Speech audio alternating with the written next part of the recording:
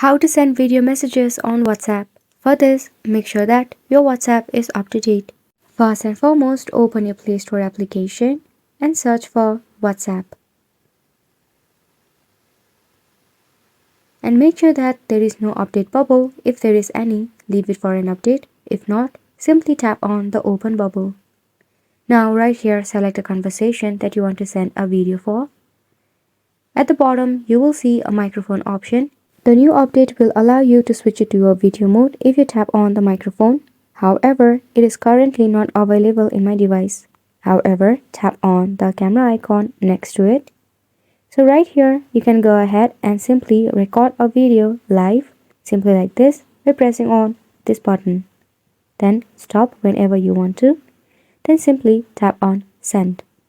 And this is one of the methods that you can send a video to a person.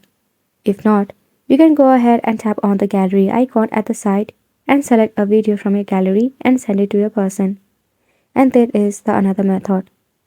Now, once you have done this, you can also set a timer, and let me tell you how. Record a video. At the side, you will see the timer icon. Simply click on it.